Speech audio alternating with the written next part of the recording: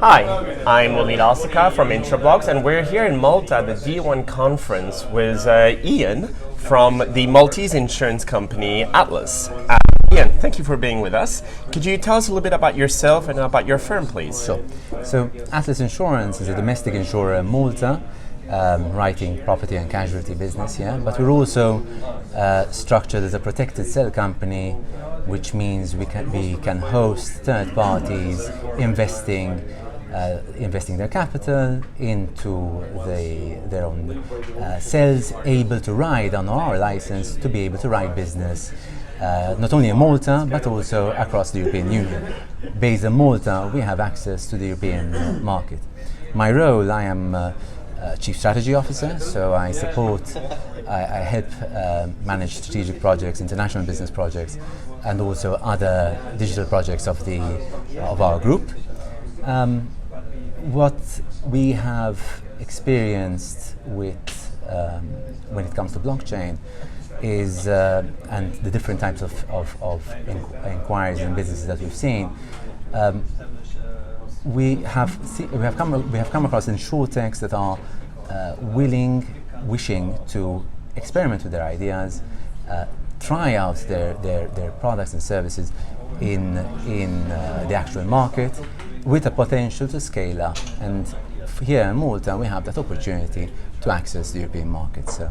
Thank you. So you actually, Etherisk Yes. is a company that came to you to work around their flight insurance policy. Yes. Could you tell us a little bit about that? What Sure. have been your learnings and how you're looking to potentially expand on that? Sure. So Etherisk was one of the first blockchain type of insurtechs that came to us. We've had other businesses which came from intermediaries wishing to write insurance and or other vehicles. But Etherisk was one of the first insurtechs, one of the first coming with a blockchain idea. And in their context, they wanted to experiment with flight delay insurance. And we had to go to quite a learning curve because we were used to the normal day-to-day domestic insurance business. The idea was quite simple.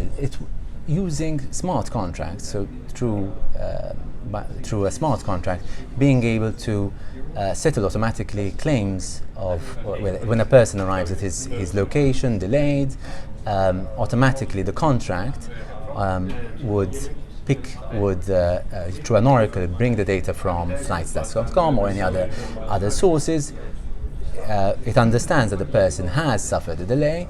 Automatically, there's a settlement. Now, what we did there, and what the ideas were, that we helped provide the license and the capacity in Malta for the product, for the pilot that they wrote at various conferences, and then they expanded it over for a period.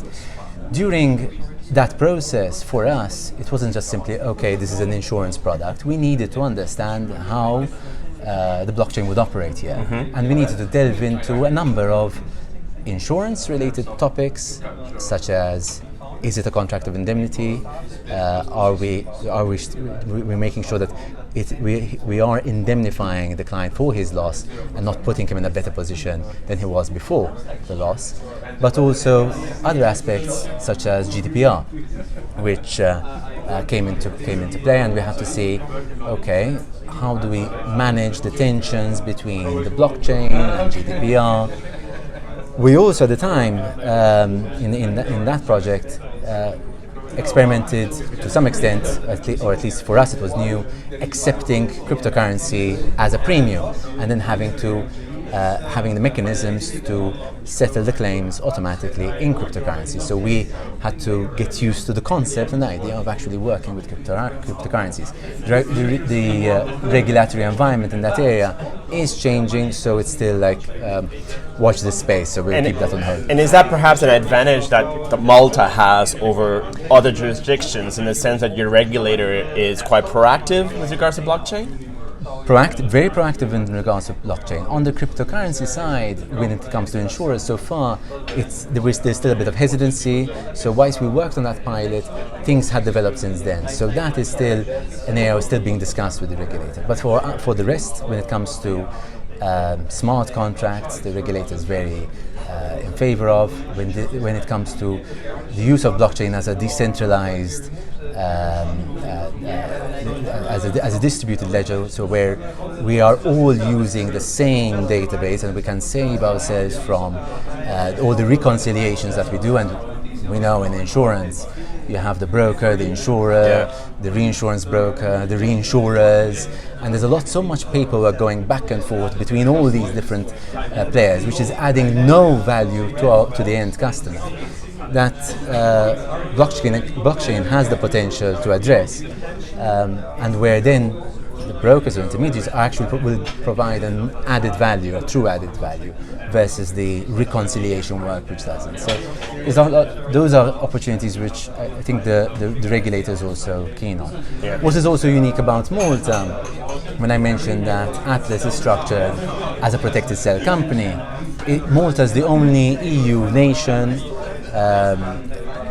which, as a full EU member state, has protected cell legislation. This allows us to have ring-fenced funds where where third parties potentially, for example, whether it was Ethereum or other such ventures, can invest their own capital, can be the carriers using our broader license, can be the carriers, provide and make the underwriting profit themselves, whilst us as a host, the protected cell company as a host, provides central governance, the risk management, compliance, actuarial functions, all the other functions you'd expect from an insurer.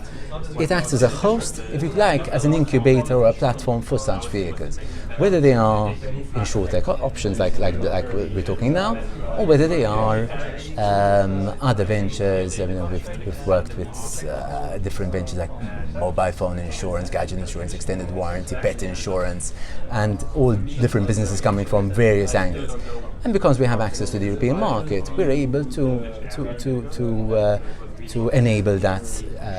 So the environment is right there, right for such experimentation. Excellent. Well, Ian, to all our listeners, if you want to engage, perhaps, with yourself, we'll put a link, to your profile. I mean, it sounds as though you've got a perfect framework to promote this kind of innovative solutions. So I'm going to thank you very much for your time. Thank you. And I look forward to catching up with you in the conference. Perfect. Thank you. Thank you. Cheers.